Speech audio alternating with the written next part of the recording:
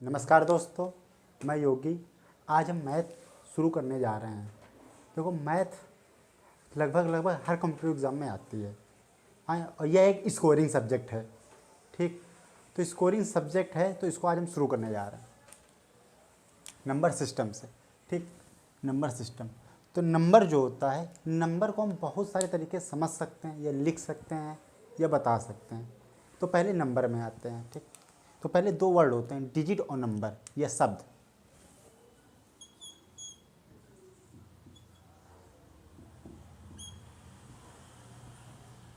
Digit और number. ठीक, तो वो डिजिट को क्या कहते हैं? अंक कहते हैं। और नंबर को हिंदी में कहते हैं संख्या। ठीक, अब बात ये आती है कि नंबर और संख्या में अंतर क्या होता है। नंबर और नंबर, जैसे मैं आपसे पूछूं 5 क्या है,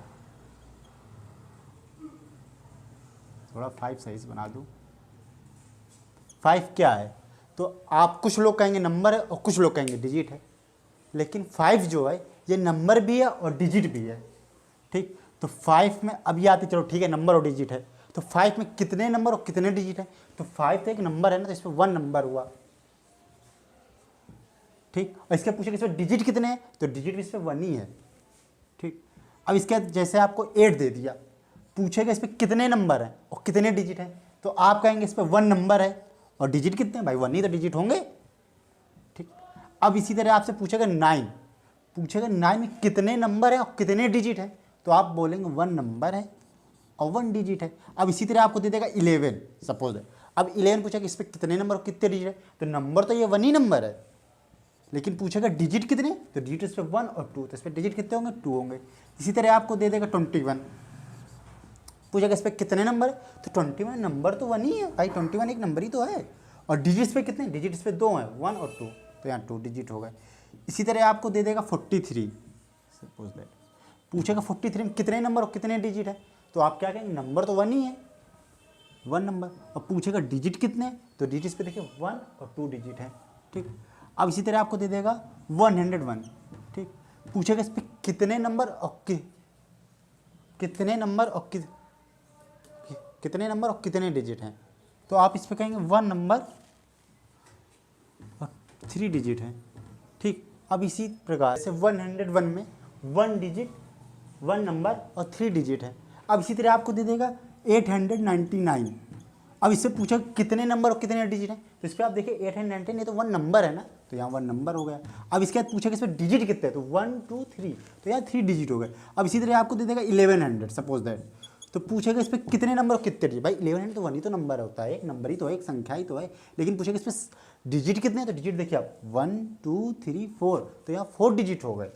अब इसी तरह आपको दे देगा मान लीजिए 8 9 कॉमा और 2 और 3, और पूछेगा इस पर कितने नंबर और कितने डिजिट हैं, तो अब आप यहाँ क्या कहेंगे? यहाँ देखिए 1 2 3, यहाँ 4 नंबर है। ठीक, 4 नंबर हो गए। अब इसके बाद आपसे पूछेगा इसमें डिजिट कितने, तो डिजिट आप गिन लीजिए 1 2 3 4, तो यहाँ 4 डिजिट भी हो गए। अब इसी तरह आपको देगा मान लीजिए 8 दे दिया, 10 दे दिया, और यहाँ 12 दे दिया। अब पूछेगा इस पर कितने नंबर और कितने डिजिट हैं, तो अब आप क्या कहेंगे? नंबर से देखो 8 10 12, नंबर तो 3 नंबर है ना इस पर, लेकिन अब पूछेगा डिजिट इस पर कितने हैं, तो डिजिट आप देखिए यहाँ तो 1 डिजिट हो गए, और यहाँ 2 डिजिट हो गए, और यहाँ भी 2 डिजिट हो गए। तो 1 और 2 और +2 तो 5 डिजिट होते हैं, तो यहाँ 5 डिजिट आ गए। अब इसी प्रकार आपको दे देगा मान लीजिए 27.33, पूछेगा इस पर कितने डिजिट और कितने नंबर हैं, तो आप क्या कहेंगे? आप सोचेंगे इस पर 4 डिजिट हैं क्या, लेकिन 4 डिजिट नहीं होते। हमेशा याद रखिए, इधर काउंट कभी नहीं करते, हमेशा ये चीज़ काउंट करते हैं। तो यहाँ 1 नंबर है ये, और डिजिट कितने हैं? डिजिट इस पर 2 डिजिट हैं। ठीक, अब इसी प्रकार आपको दे देगा मान लीजिए 333 और 0.666। ठीक, अब आप पूछिए इस पर कितने नंबर और कितने डिजिट हैं, तो आप देखिए 1 2 3, डिजिट इस पर 3 है, लेकिन नंबर कितने हैं? नंबर तो ये 1 ही है, मैंने पहले बता रखा है। ठीक, अब शुरुआत करते हैं नंबर से कि नंबर, टाइप ऑफ नंबर कितने होते हैं।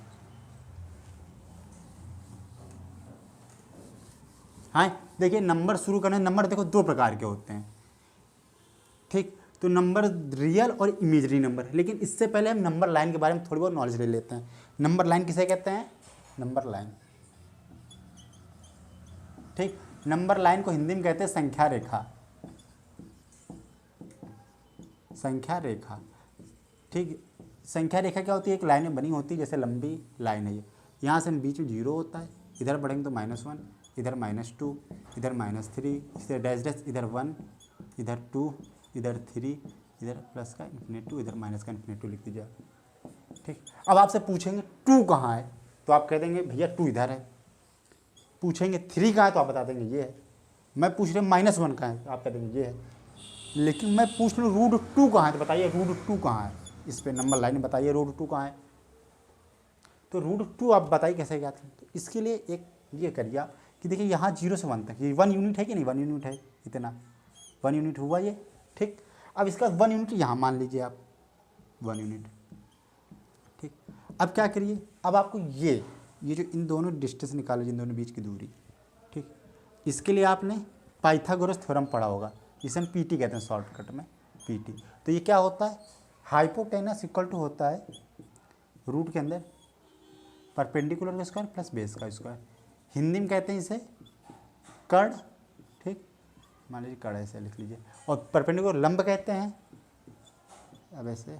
ठीक, और प्लस बेस, बेस में आधार होता है। ठीक, आधार, इनका स्क्वायर कर लीजिए। ठीक, अब इसी तरह यहाँ आते हैं तो ये क्या होगा, ये आधार होगा आधार, तो इसको रूट में लिखिए आप 1, और ये भी ये लंब होगा तो इसको भी 1 लिख लिए, या आप इसको बेस और इसको परपेंडिकुलर कह सकते हैं इंग्लिश में, इसके स्क्वायर लगा लीजिए। तो जब इसको खोलेंगे तो आप 1 का 1 ही, और 1 का 1 ही होगा, तो यहाँ 2 ही तो आएगा, √2 आएगा, तो ये √2। और फिर आप क्या करेंगे, जब आप कंपास लेंगे तो कंपास जब आप ऐसे ऐसे करेंगे तो लगभग ये यहाँ मिलेगा, कई जगह इस जगह मिलेगा। तो इसकी वैल्यू √2 की वैल्यू लगभग होती है 1.414। ठीक, अब जैसे मैं कह दूँ आपसे √3 की वैल्यू निकालिए, तो आप √3 करेंगे। ठीक, अब आपको यहाँ तक तो √2, तो यहाँ तक तो आपका आ ही गया √2। ठीक, अब आप क्या करें, यहाँ से 1 और ले लीजिए, 1 यूनिट एक और मान लीजिए।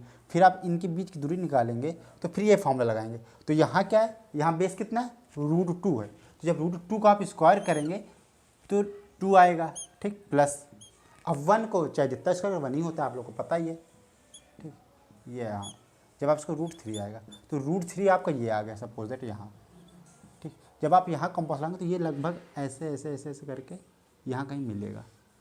तो √3 की वैल्यू होती है 1.717 आसपास होती है। ठीक, अब होता क्या है, अब जैसे मैं आपसे कह दूँ कि -√2 की वैल्यू बताइए, तो आप क्या बताएंगे, बताइए -√2 की वैल्यू। तो अब इसके लिए आप क्या करेंगे, सबसे पहले आपको पाइथागोरस थ्योरम आनी चाहिए। ठीक, पीटी, वही जो मैंने यहाँ लिखा है, यहीं दोबारा लिख देता हूँ, उस पर कोई दिक्कत नहीं। परपेंडिकुलर प्लस बेस का स्क्वायर। ये बताइए अगर परपेंडिकुलर हम निगेटिव भी ले लें या पॉजिटिव ले लें, अगर हम स्क्वायर करते तो हमेशा पॉजिटिव आता है। ये बात आपको पता होगी, नहीं पता तो याद रखिए, पॉजिटिव आता है हमेशा। पॉजिटिव निगेटिव स्क्वायर क्या होता है, पॉजिटिव होता है। इसी प्रकार इसको भी माइनस प्लस करेंगे, और जब इसका स्क्वायर करेंगे तो हमेशा पॉजिटिव होता है।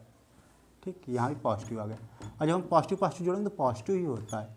तो इसलिए हमेशा याद रखिए, रूट के अंदर हमेशा पॉजिटिव चीज़ आती है, निगेटिव कभी नहीं आता।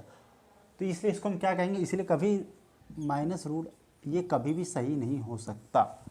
इसको हम सिर्फ इमेजिनरी नंबर कहेंगे। क्या कहेंगे, इमेजिनरी नंबर। क्या ये इमेजिनरी नंबर। ठीक, इमेजिनरी नंबर। ठीक, अब इसके बाद आगे शुरुआत करते हैं। देखो, अब नंबर हम 2 पार्ट में बांटते हैं। देखो, नंबर के 2 प्रकार के होते हैं, मतलब 2, रियल नंबर और इमेजिनरी नंबर। तो रियल नंबर को हिंदी में कहते हैं वास्तविक संख्या, और इमेजिनरी कहते हैं काल्पनिक संख्या। ठीक, जैसे रियल नंबर, रियल को मैंने बताया था जैसे वास्तविक। ठीक, और इमेजिनरी क्या कहते हैं, काल्पनिक कहते हैं, इमेजिनरी। ठीक, काल्पनिक। काल्पनिक क्या होता है, वही मतलब रूट के अंदर जो निगेटिव आता है। अब इसको आप सिद्ध करेंगे कैसे, मान लीजिए 2 पार्ट हो गए। नंबर के 2 पार्ट होते हैं, रियल और इमेजिनरी। रियल को वास्तविक संख्या कहते हैं और इमेजिनरी काल्पनिक कहते हैं। ठीक, अब रियल नंबर क्या होता है बताइए। रियल नंबर वो नंबर जिनको हम नंबर लाइन में प्रदर्शित कर सकते हैं। जैसे अभी मैंने आपको थोड़ा पहले बताया था, जैसे 0, 1, 2, 3 और -2, इधर -1, -2, इसी तरह -∞। ठीक, अब आगे एक बात आते हैं। ठीक, काल्पनिक। काल्पनिक क्या कहते हैं, किसी संख्या के ऋणात्मक वर्गमूल को, किसी संख्या के ऋणात्मक वर्गमूल को काल्पनिक संख्या कहते हैं। ठीक, जैसे रूट के अंदर -39 आ गया। ठीक, या रूट के अंदर -41 आ गया, या रूट के अंदर मान लीजिए -47 आ गया। मैंने क्या कहा, किसी संख्या के ऋणात्मक वर्गमूल को हम लोग काल्पनिक संख्या कहते हैं। ठीक, अब क्या, अब आगे देखिए आप, जैसे आपने एक चीज़ और पढ़ा होगा, रूट के अंदर -1 इक्वल टू क्या होता है, आयोटा होता है। कुछ लोग उसको आई कहते हैं, लेकिन सही इसका शब्द आयोटा होता है। ठीक, अब क्या होगा, इसको जैसे √39 है तो √39 हम लोग आई लिख देते हैं। ठीक, अब क्या होता है, अब होता है रियल नंबर और इमेजिनरी नंबर मिला के एक नंबर बनता है, उसे कहते हैं कॉम्प्लेक्स नंबर। क्या कहते हैं, कॉम्प्लेक्स नंबर। यहाँ देख लीजिए, कॉम्प्लेक्स नंबर, कॉम्प्लेक्स नंबर। ठीक, इसको हिंदी में कहते हैं सम्मिश्रित संख्याएं। क्या कहते हैं, सम्मिश्रित संख्याएं। ठीक, सम्मिश्रित संख्या ये क्या होती है, ये हमने क्या होता है, रियल नंबर और इमेजिनरी नंबर को मिला के बनते हैं। क्या, रियल नंबर और इमेजिनरी नंबर को। ठीक, रियल प्लस ये आई, ठीक, इमेजिनरी नंबर मिला के बनते हैं। अब जैसे जैसे दे दिया जाए आपको 4 और प्लस रूट के अंदर 3i दे दिया जाए। ठीक, तो ये क्या हो गया, ये कॉम्प्लेक्स नंबर हो गया, सम्मिश्रित संख्या हो गई, और इसको हम जेड से प्रदर्शित कर देते हैं ऐसे। ठीक, या इसको अगर आप इसको देखना है तो ये a प्लस माइनस bi भी आपको दिखता है, उससे कोई मतलब नहीं होता ये। लेकिन ये कॉम्प्लेक्स नंबर आपके सिलेबस में नहीं है, लेकिन हाल ही में कुछ पेपरों में पूछे गए, इससे सवाल पूछे गए। मैग्नीट्यूड पूछा गया है कि कॉम्प्लेक्स नंबर का मैग्नीट्यूड क्या, तो उसका फॉर्मूला होता है आपको क्या, कि कॉम्प्लेक्स नंबर का हिंदी में परिमाण कहते हैं, मैग्नीट्यूड को परिमाण कहते हैं। तो परिमाण का फॉर्मूला क्या होता है, देख लीजिए आप, या परिमाण आप ऐसे लिख लीजिए पहले, परिमाण या मैग्नीट्यूड। ठीक, होता क्या है, जैसे रूट के अंदर होगा a² प्लस b², ये होता है मैग्नीट्यूड का फॉर्मूला। कुछ अभी रिसेंट में पेपरों में पूछा गया है, पहले नहीं पूछा जाता था।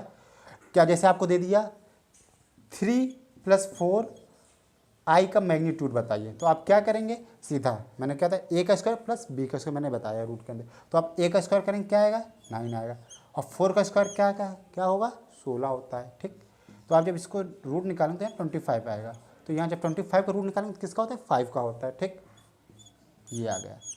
अब इसके आगे का वीडियो आपको नेक्स्ट क्लास में मिलेगा, इसके आगे का। ठीक, थैंक यू।